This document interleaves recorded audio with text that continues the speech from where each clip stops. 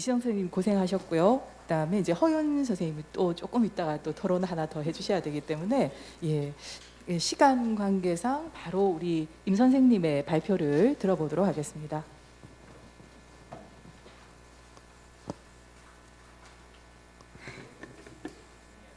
네, 알겠습니다. 네, 반갑습니다. 저는 오늘의 문예비평의 편집위원으로 소속되어 있는 임명선이라고 합니다. 원래 PPT가 좀 허접했어가지고요. 오히려 보여드리지 않고 이렇게 발표하게 되어서 참 다행이다라는 생각도 듭니다. 네, 요 마이크 들고 하겠습니다. 앞서 이제 이시성 선생님께서는 김달수의 작품을 봤는데, 김달수 작품 같은 경우에 손정감이 1951년이었잖아요. 근데 공교롭게도 시모무라 치아키의 통한가도 역시 1951년입니다. 그리고 이시성 선생님의 작품에서 주인공은 죽음을 택하잖아요. 근데 이 시모무라 치아키의 통한가도의 주인공인 아이고는 끝까지 살아남습니다. 그래서 나중에 라운드 테이블 할 때 이런 차이는 또 어디에서 빚어지는지 이런 것들 좀 얘기하면 재밌지 않을까라는 생각이 들었습니다. 우선 제가 시모무라 치아키의 통한가도라는 작품에 대해서 간략하게 좀 설명을 드리고, 그 다음에 이 소설 속에서 한국 전쟁이 일본인 작가의 소설에서 어떤 방식으로 형상화 되고 있는지, 그리고 그 시모무라 치아키가 감각한 전쟁이라는 게 무엇인지 등을 좀 소략하게 얘기해보는 방식으로 진행을 할까 합니다. 시모무라 치아키에 대해서 좀 먼저 말씀을 드리고 싶은데요. 혹시 시모무라 치아키라는 이름을 들어보신 선생님 계신가요? 저는 이 번역을 하면서 처음 봤거든요. 그래서 시모무라 치아키 궁금한데 하면 바로 저희가 검색창에 이제 두드려 보잖아요. 시모무라 치아키라고 검색했더니 아무것도 나오지 않는 겁니다. 그래서 너무 충격을 받았던 기억이 납니다. 저희에게는 좀 낯선 작가인데요. 이 시모무라 치아키 같은 경우에는 일본 내에서는 30년 넘게 작가 생활을 한 꽤 오랜 세월 다양한 소설을 발표한 작가입니다. 1893년에 태어나서 1955년에 죽었고요. 이바라키현에서 출생해서 와세다 대학교 영문과를 졸업한 후에 요미우리 신문사에서 잠깐 일을 하는데 얼마 안 가서 퇴사하고 문필 활동에 몰두하게 됩니다. 그리고 1919년에 이제 아사라 로쿠로 마키노 시니치 등과 동인지 13인을 창간하게 되고요. 20년에 이제 그 네구라라는 작품을 발표해서 시가 나오야에게 인정을 받고 이제 스승으로 섬기게 됩니다. 24년에는 이제 첫 번째 작품집이 나오게 되고, 이후에 이제 쇼와 초기 프롤레타리아 문학의 영향을 받아서 1930년에는 중앙공론의 천국의 기록이라는 작품을 발표하게 되고, 그리고 그해 11월에서 12월에는 아사히 신문의 거리의 룸펜이라는 작품을 쓰면서 동반자 작가로 활약을 하게 됩니다. 그리고 이 시기가 시모무라 치아키에게 있어서는 가장 좀 인기가 있었던 시기인 것 같기도 합니다. 전후에는 이제 니시타마라는 곳으로 이주를 해서 농촌 청년 지도를 담당하게 되고 아동물 창작도 하게 됩니다. 이러한 시모무라 치아키의 이 통한가도는 1951년에 쓰인 거기 때문에 그의 어떤 말년에 쓰인 작품이라고 볼 수 있을 것 같습니다. 작품의 줄거리는 대략 이러합니다. 아이고라는 인물이 나오고, 이 주인공은 서술자인 나와 이웃집에 사는 사람으로 이제 표현이 되거든요. 서술자인 나와 아이고, 그리고 아이고의 부인 오토미, 그리고 이 오토미의 또 다른 남편 역할을 하는 겐스케, 이렇게 4명으로 구성이 되어서 소설이 진행됩니다. 아이고 같은 경우에는 이제 패전 직후에 일본을 떠나서 한국으로 이주를 합니다. 아버지는 일본 사람이지만 어머니가 조선 사람인 혼혈아이기 때문에 가능했던 일인데요. 당시 아이고에게는 그보다 20살이나 어린 아내인 오토미가 있었지만 조선에 먼저 들어가서 사정 본 다음에 부르겠다라면서 옆집에 살던 나의 가족에게 이 아내를 부탁한 채 떠나게 됩니다. 이후 소식이 완전히 끊겼던 아이고가 5년 만인 1950년, 즉 조선전쟁 발발 후 1개월 정도 지난 7월에 돌아오게 됩니다. 오토미는 그 사이에 이제 나의 집의 어떤 잡일을 도와주면서 살아가고 있는데요. 그녀는 이 원시적인 단순함과 발전기의 암컷 고양이 같은 기질을 지닌 인물로 묘사가 되고요.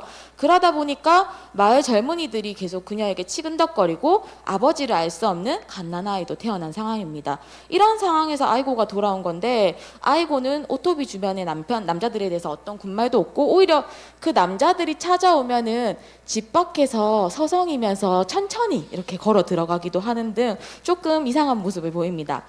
나는 이제 아이고한테 대체 조선에서 어떤 일이 있었냐라고 묻게 되는데요. 그러자 아이고가 이제 거기서 내가 한 조선 여자를 만나서 살림을 차렸는데 북조선군이 메뚜기 떼처럼 이렇게 몰려 들어온다는 소문 때문에 내가 일본으로 도망쳐 왔다라고 말해줍니다. 그런데 그로부터 얼마 안 지나서 9월 중순에 미군의 인천 상륙 작전으로 전세가 역전되자 아이고가 갑자기 또 모습을 감춥니다. 그래서 나의 가족들은 조선에 간 거겠지라고 얘기를 하는데요. 그로부터 얼마 후 북조선군에 또 중공군이 개입해서 전세가 뒤바뀌게 됩니다. 이번에는 아이고가 돌아오기는 좀 어렵겠지 않느냐라고 가족들은 얘기를 하게 되는데 몇 개월 후에 아이고가 정말 만신창이가 된 몰골로 다시 나타나게 됩니다. 그는 배를 통해서 미립국을 한 다음에 70일을 걸어서 이곳까지 왔다라고 하면서 그 과정에서 반신불수가 되어서 한쪽 눈을 잃은 상황이기까지 합니다. 이때 오토미 곁에는 앞서 여러 남자들이 이렇게 들락날락 거렸대는데 그 중에 한 명이 이제 완전히 오토미를 독점하게 돼서 남편 행세를 하면서 드나들게 되는데 그 인물이 바로 겐스케라는 인물입니다. 아이고는 지난번과 마찬가지로 그들 사이를 묵인하고 자신은 집 헛간에 거함으로써 세 사람의 기묘한 동거가 지속되게 됩니다. 이번에도 아이고한테 이제 나는 조선에서 있었던 일을 듣게 되는데요. 중공군은 메뚜기군을 능가하는 인간 쓰나미이기 때문에 무조건 바다를 건너 일본까지 쳐들어올 것이며 자신은 산에 들어가 굴을 팔고 살 것이라고 말합니다. 그리고 닷새 정도 지나자 아이고가 사라지게 되고요. 나와 나의 딸은 아이고가 진짜 산에 들어갔는가 보다 라고 하면서 주변 산을 막 찾아다녀요. 그리고 그 산 속에 낡은 숯가마가 있던 곳에서 아이고를 발견하게 됩니다. 거의 다 죽어가는 몸인데도 거기에서 결코 나가지 않겠다고 막 생떼를 쓰는 아이고를 마을 사람들의 도움을 받아서 삼태기에 싣고 내려오게 됩니다. 그날 밤 정말 생각지 못한 활극이 일어나게 되는데요.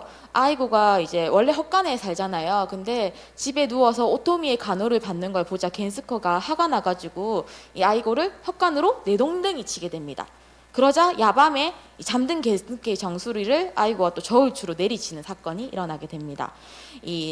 서술자인 나는 겐스케가 변상에서 일어나고 나면 뭔가 큰 일이 일어날 것 같아서 아이고한테 화해하는 게 어떻겠냐라고 권하게 되고요. 그러자 아이고가 자기가 조선에서 봤던 전쟁 괴수, 이 와시토라라고 되어 있는데 독수리 호랑이 계속 전쟁 괴수라고 번역을 했어요. 그래서 이것에 대해서 얘기를 합니다. 그것은 조선전쟁이 일어나면서 처음 생겨난 괴물인데 싸움과 전쟁을 재미있는 먹거리로 하는 놈이고 바로 그 와시토라가 겐스케와 마찬가지다라고 얘기를 합니다. 그래서 나는 겐스케한테 절대 어떻게 좀 화해하는 어떤 그런 제스처를 취할 수가 없다라고 얘기를 하게 되고요. 며칠 후 겐스케가 건강을 회복하지만 걱정했던 것과 달리 별 문제 없이 세 사람이 동거도 이어집니다. 그래서 서술자의 내가 보기에도 겐스케 같은 경우에는 이 전쟁 괴수처럼 섬뜩하게 느껴지는데 반해서 다리를 아까 반신불구가 되어서 다리를 질질 끌면서 돌아다니거든요. 다리를 질질 끌면서 걷는 아이고의 모습은 달팽이처럼 보입니다. 그리고 이런 아이고를 그때 이제 마을 사람들 같은 경우에는 망령 아이고라고 부르면서 이 아이고를 밤에 마주치거나 하면은 깜짝 놀라거나 무서워하는 일까지 발생하게 됩니다. 어느 날 밤 나는 집 밖에서 이제 이상한 신음소리가 들려서 놀라서 나가봤더니 이제 거기에 땅바닥에 아이고가 엎드려서 이 주인공의 이름이기도 하죠. 그래서 아이고 아이고 하면서 우는 아이고를 보게 됩니다. 나는 이 아이고가 조선에서 걸었던 그리고 지금 일본에서 걷고 있는 모든 길이 통한의 길은 아닐까라고 생각을 하면서 소설은 끝이 나게 됩니다. 시모무라 치아키에 대해서 앞서 말씀을 드렸었는데요. 시모무라 치아키 같은 경우에는 문학 세계가 크게 3번 정도 변했다라고 일본 내에서는 평가를 받는 것 같습니다. 첫 번째 시기는 다이쇼 시대에 속하는데 주로 제일 처음엔 순문학을 표방한 소설들을 썼고요. 두 번째 시기로 넘어와서는 이제 쇼와 초기부터 태평양 전쟁까지의 시기로 이때는 사회 소설과 농촌 소설 그리고 프롤레타리아트의 어떤 이 상황들을 보여주는 소설 같은 것들에 열심히 주력을 했습니다. 그리고 마지막이 이제 패전 후의 소설들인데 이 패전 후의 소설들은 중간 소설이라 평가를 받고 있었습니다. 물론 그의 작품 중에서 이러한 어떤 분류에 맞지 않는 작품들도 존재할 텐데요. 일단 시기적으로만 본다면 통한가도 같은 경우에는 1951년에 쓰인 작품이기 때문에 중간 소설에 포함되는 작품이라고 볼 수 있을 것 같습니다. 게다가 이 통한고도가 실린 소설신조라는 어떤 잡지 역시 그 당시에 중간 소설을 많이 실는 잡지로 유행을 했다라고 합니다. 통한가도 같은 경우에는 결국에는 순수 문학의 시기 그리고 동반자 작가의 시기를 거치고 패전 후라는 상황에서 시모무라 치아키가 써내려간 작품이라고 볼 수 있을 텐데요. 사실 시모무라 치아키의 어떻게 보면 이력이 일관된 게 아니라 계속 변주가 있잖아요. 게다가 저도 일본의 어떤 문단의 상황도 잘 모르기 때문에 대체 시모무라 치아키가 서 있던 중간이란 위치가 어느 정도의 곳일까라는 게 이 어떻게 보면 이 작품을 읽는 내내 궁금한 지점이기도 했습니다. 그의 이 어떤 이 애매한 위치성에 기인한 양 통한가도의 주인공인 아이고 역시 일본인 아버지와 조선인 어머니 사이에 태어난, 그래서 어느 한 곳에 쉽사리 소속될 수 없는 인물로 표현됩니다. 소설에는 한국 전쟁과 관련해서 인생의 굴곡을 겪게 되는 아이고의 얘기가 펼쳐지는데요. 한국은 독립국으로 동시에 일본은 패전국으로 되었던 1945년 아이고는 혼혈아이기 때문에 조선으로 갈 수 있었죠. 그러나 한국 전쟁이 터지면서 일본으로 왔다가 또 전세가 바뀌면 조선으로 갔다가 또 전세가 바뀌면 다시 일본으로 돌아오는 등 결국에는 아이고가 계속해서 이동을 하게 되는 이유에는 자기 자신의 어떤 자유의지에 의한 것이 아니라 전쟁의 형세에 의해서 그의 운명이 결정되어 왔다라고 볼 수 있을 것 같습니다. 이러한 어떤 전쟁과 아이고의 운명의 어떤 연결성은 아이고의 신체를 통해서도 잘 드러난다고 생각을 했습니다. 아이고가 이런 말을 하거든요. 조선은 이제 꼭 내 몸처럼 됐어요. 곧 그 나라는 온몸이 말을 듣지 않게 될 거고 두 눈도 완전히 보이지 않게 될 것입니다 라고 얘기를 하는데요. 정말로 전쟁이 거듭될수록 이 아이고의 신체가 처음보다 점점 더 처참하게 망가지는 모습을 보입니다. 이러한 아이고의 모습은 그의 말대로 조선의 은유적 표현으로도 읽히는데요. 하지만 그의 몸이 일본인과 조선인의 피가 반반 섞여 있다는 점을 상기할 때 이 앓는 몸은 단순히 조선으로만 국한될 수 없다고 보았습니다. 전쟁을 피해 달아났으나 일본에도 언제든 전쟁의 여파가 쓰나미처럼 몰아칠 수 있고 일상생활 역시 전쟁 개수와 같은 존재인 겐스케로 인해서 완전히 안전이 보장되지 않는 전장의 연속이기 때문입니다. 이 겐스케는 자기를 불사신이라고 얘기하거든요. 이런 겐스케의 목소리에서도 알 수 있듯이 전쟁은 사라지지 않고 끊임없이 반복되며 반복과 함께 그 강도 또한 심해집니다. 그래서 일본이 패전하던 1945년에는 공중폭격의 공포뿐이었다면 이제 한국 전쟁은 지상 일체를 있는 대로 다 매장해버리는 쓰나미의 공포를 선사합니다. 그래서 서술자의 나가 이렇게 얘기를 하거든요. 산에 들어가도 해결이 되지 않는 시대가 되었다라는 식으로 얘기를 하거든요. 그래서 산에 들어가서 숨어 사는 건 역시 불가능해진, 지상과 공중 모두 폭력으로 장악당하는 세계가 시모무라 치아키가 이 소설 속에서 그려내고 있는 세계입니다. 일상에서 만연하는 폭력과 죽음의 위협은 살아도 산 것처럼 보이지 않는 이 망령의 모습을 한 아이고를 통해서 보다 강렬하게 전달되고요. 달팽이처럼 마을 이곳저곳을 끈적끈적 돌아다니는 비루하고 끔찍한 그의 몸은 빛으로 작동하여 언제든 그와 같은 몸이 될 수 있다는 공포에 사람들은 오싹함을 느끼게 됩니다. 즉 아이고의 신체는 당대 동아시아를 살아가던 이들이 실감하던 전쟁의 폭력이 육화된 형태이며 한국과 일본을 떠도는 그의 신체는 전쟁의 안팎의 경계를 무너뜨리는 역할을 합니다. 전쟁이 낳은 이 망령 달팽이 아이고가 내는 아이고 아이고 소리가 끝없이 울려 퍼지며 통한가도는 끝이 나게 되는데요. 이처럼 소설은 아이고를 통해서 끊임없이 전쟁을 과시하고 그것을 시각적으로도 보여주고 또 청각적으로도 감지할 수 있게 만듭니다. 당대인들이 겪은 전쟁과 그에 따른 공포의 확산은 아이고의 몸과 아이고의 몸에 반응하는 소설 속 인물들의 불안으로 재현이 되고요. 이 소설이 나왔던 당시에는 아직까지 전쟁이 막 진행되고 있던 때이기 때문에 아마 소설을 읽었던 독자들은 아이고의 이 울음소리에 더욱 견딜 수 없는 기분이 되지 않았을까라고 추측을 합니다. 이 서술자인 나도 아이고 울음소리만 들으면 견딜 수가 없는 기분이 된다라고 했었거든요. 근데 흥미로운 점은 이 부분이었어요. 그러니까 소설이 제목이 통한가도 있잖아요. 되게 분통하고 애통한 어떤 그 길이라고 볼 수 있을 것 같은데 통한가도의 의미에 대해서는 소설의 거의 말미에 대해서 얘기를 해요. 이 약간 인용된 걸 좀 보시면 그날 밤 딸이 영어를 배우고 있는 근처의 아이씨로부터 이 뉴욕타임스에 나온 어느 종군 기자가 하트 브레이크 하이웨이라는 말을 했고 그게 경성에서 남조선을 통하는 가도를 가리킨다. 근데 요거에 대한 번역어로 실신대도나 통한가도라는 말이 적당한 것 같다라고 얘기를 하거든요. 그래서 이 아이고를 비롯해서 전쟁의 소용돌이에 휘말린 이들이 서 있던 곳은 소설의 제목이 보여주듯 생사를 건 통한의 길인데 이 실신대도라는 게 좀 흥미로운 부분이 아닐까라고 아니냐라고 생각을 했습니다. 그러니까 전면에는 제목부터 시작해서는 계속해서 통한가도라는 어떤 타이틀을 내세웠던 것에 반해서 마지막에 가서 실신대도를 좀 숨겨놓은 듯한 느낌을 받았었거든요. 사실 저는 이 부분을 그렇게 크게 신경을 안 썼었는데, 제가 일본에서 그때 어떤 일본인 선생님이랑 이 소설을 다시 한번 읽는 작업을 했었어요. 제가 일본에 잠깐 갔다 왔었는데 가기 전에 이 소설을 번역을 했고, 제 번역에 자신이 없어서 일본인 선생님한테 이제 모르는 단어 같은 걸 물어보면서 한 번 더 이걸 보는 작업을 했었는데, 그 선생님이 이 실신이라는 단어가 단순히 정신을 읽다라는 의미가 아닌 것 같다라고 하시더라고요. 그래서 어떻게 생각하세요? 하니까 신을 읽다라는 의미가 아닐까요? 저는 그렇게 느껴지는데요 라고 하셨어요. 뭐 실신이란 한자를 해석한 여러 방법 중에 하나라고 생각을 합니다. 전쟁으로 비애와 한탄이 면면이 이어지는 글은 신이 부재하는 세계와 맞닿아 있다고 볼 수도 있기 때문이죠.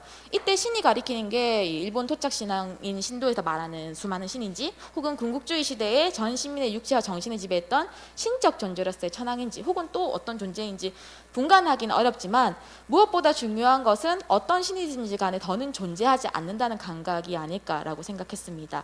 도처에서 사람들이 죽어나가고 의지할 만한 것이라고는 어디서도 찾을 수 없는 참담한 세계가 바로 시모무라 치아키가 인식한 1951년이었다라고 전 텍스트를 읽고 느꼈고요. 시모무라 치아키의 딸이 인터뷰한 내용이 있던데요. 어떤 일이라도 자신의 눈으로 확인하고 관찰하고 체험해서 작품을 완성하는 것이 아버지의 한 가지 신념이었던 것 같다라고 딸은 해상을 합니다. 이러한 신념 때문인지 작가는 아이고라는 인물이 전달한 전쟁 관련 이야기와 당장 이해할 수 없는 조선말을 들려주는 방식으로 자신이 체험하지 않은 전쟁을 간접적으로 소설에서 계속해서 얘기를 합니다. 그러니까 좀 이상할 정도로 조선말들이 많이 들어가 있거든요. 그 조선말이 들어가면 당연히 일본인 독자들이 이게 무슨 뜻이야 라고 느낄 수밖에 없으면 요건 요런 뜻이다 라고 해가지고 의도적으로 아이고의 목소리, 조선말을 직접적으로 넣으려고 한 부분들이 좀 있었어요. 물론 일본에서 그가 바라본 한국 전쟁은 실제 전쟁과 거리가 있을 거고 문제적인 부분도 분명 있겠지만, 그래도 이 소설이 모리에와 어떤 곡해로 흐르거나 혹은 폭력적인 이해로 가닿지 않은 것은 시모무라 치아키 이런 조심스러운 태도가 좀 자리했던 것은 아닐까 싶습니다. 시모무라 치아키가 약 70년 전에 이야기한 통한의 길은 지금도 여전히 여기저기로 이어지고 있는 듯합니다. 신냉전의 시대라 불리는 현재는 전쟁의 상이 아직 아물지 않았음에도 세계 곳곳에 이 겐스케와 같은 전쟁 괴수가 야금야금 혹은 대범하게 날개짓을 하고 있고요. 전쟁 괴수놈을 아주 꺾기 전에는 죽여도 죽지 않아 라면서 통한의 울음을 터뜨리던 아이고, 이 작가는 소설 쓰고 얼마 안 가서 죽었는데 이 작가가 만들어낸 아이고만은 여전히 죽지 않은 채 다리를 질질 끌며 근처를 배회하고 있는 것이 아닐까 생각을 해보았습니다. 네, 이상으로 발표를 마치겠습니다.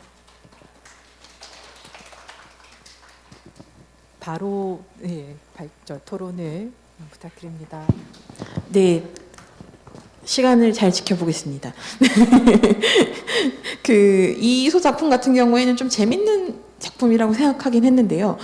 왜 이 작품을 이 시기에 이렇게 썼을까라는 궁금증이 계속 생기더라고요. 그래서 일단 전후 일본 문학에서 한국 전쟁 혹은 전쟁의 기억, 조선이라고 하는 표상은 되게 육체화된 방식으로 드러나긴 했던 것 같아요. 그래서 근데 이 작품이 어떤 효과를 가졌을까? 특히 중간 문학이라고 했을 때 중간 문학은 대중 독자들 읽으라는 건데 대중 독자가 이 소설 좋아했을까?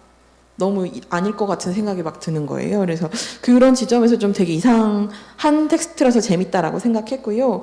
그냥 1번부터 보겠습니다. 내성 결혼의 결과 태어난 아이고를 조선의 표상으로 삼았다는 점 되게 흥미롭는데요.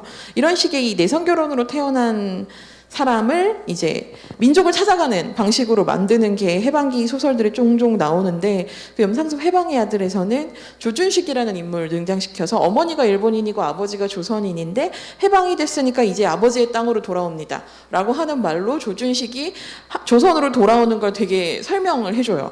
근데 아이고는 아버지가 일본인이고 어머니가 조선인이잖아요. 그런 상황에서 내가 혼혈하니까 아무리 일본이 패전했다고 해도 조선에 돌아가는 게 왜 나한테 이득이 될까?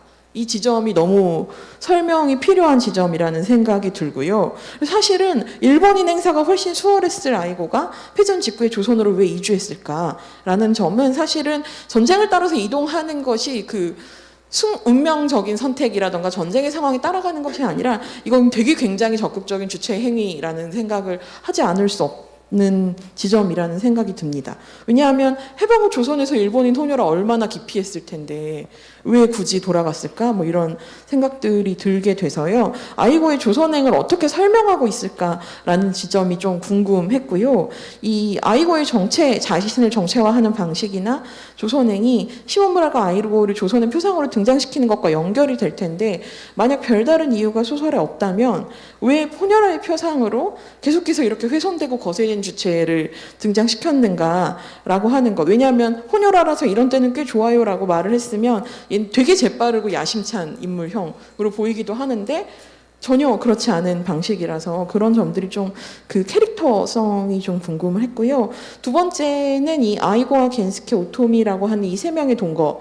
이거는 이제 패전 후에 거세된 남성 주체를 설명할 때 흔히 나오는 방식이라는 생각이 드는데요. 한국 소설에서도 이런 구도들이 꽤 나오고 그래서 이 한국 전쟁에 얽혀서 비체가 된 아이고가 겐스케와 오토미의 동거를 묵인하고 생활을 이어나가는 방식이라는 것이 일종의 비국민 표상으로 등장하는 것이 아니라 그러니까 일본과 조선 사이의 비국민으로서 아이고가 이렇게 표상화되는 것이 아니라 조선으로 계속 명명이 되거든요. 아이고를 조선으로 표상하는 방식으로 명명했을 때 패전과 미군정이라는 상황에서 일본 남성 역시도 마찬가지로 거세된 남성 주체라는 것을 충분히 표상할 수 있었고 그 표상이 일본 문학에서 일정한 방식으로 그때 나오고 있었는데 왜 이렇게 조선이라고 명명되었을까?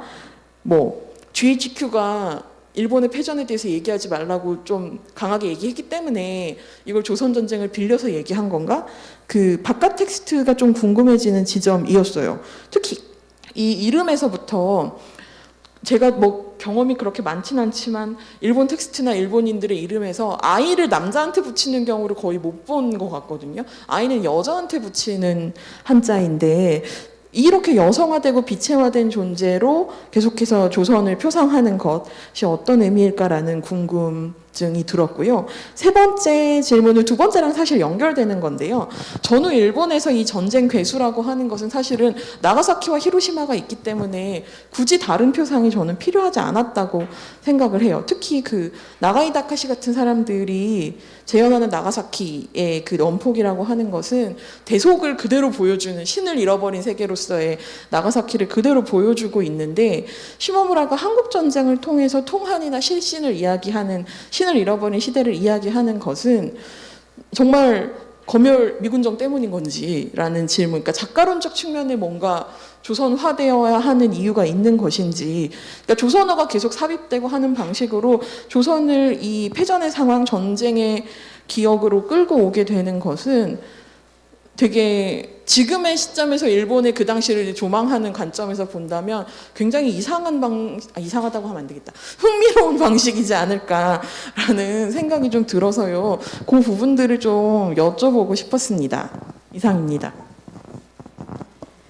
네, 여러 질문 감사드립니다. 안 그래도 제가 이 PPT 요거 파일로 먼저 한번 받아봤는데 제가 너무 좀 나이프하게 이 작품을 이해하고 있었던 것은 아닐까라고 스스로 고민하면서 좀 더 고민을 할 수 있는 시간을 주신 것 같아요. 그래서 이 1번, 2번, 3번 질문을 볼 때 결국에는 하나로 통하고 있는 질문인 것 같아요. 왜 하필 일본에서 이 조선인을 가지고 와서 이런 식으로 이 표상을 드러내야 되는지가 아마 큰 질문의 줄기이지 않을까라고 생각을 하는데요. 거기에 대해서 제가 당대 일본 문학사 같은 것들을 얘기하면서 말씀드리기는 좀 어렵겠지만 작품에 대한 내용이라도 조금 더 좀 보완을 해서 설명을 드린다면 조금 더 얘기 나눌 수 있는 부분들을 많이 만들어낼 수 있지 않을까 싶습니다. 우선 아이고가 혼혈한데 왜 일본에 안 남고 조선으로 갔을까가 되게 의아한 부분이라고 하셨는데요. 그런 부분이 있어요. 어머니는 경성에 아작 살아있고 아버지는 죽었다라고 얘기를 하고 부모님이 규슈, 조선, 만주를 누빈 밀수상이어서 나는 정말 여기저기를 떠돌아다녔던 사람이다. 이도 저도 아닌 인간이지만 이번만큼은 조선에 붙는 게 나을 것 같아요 하면서 떠납니다. 근데 이게 아이고가 좀 재빠르다거나 야심찬 인물이라서 그런 게 아니라 어떤 면에서는 자기 생존을 위해서 거기에 가는 게 훨씬 더 나을 것 같다라는 판단이 있었기 때문에 게다가 여러 가지 것들을 생각할 정도로 오히려 재빠르지 않은 인물이어서 이렇게 선택을 한 게 아닐까라는 생각이 들어요. 아까 제가 그 일본인 선생님이랑 같이 이거 읽었다고 했잖아요.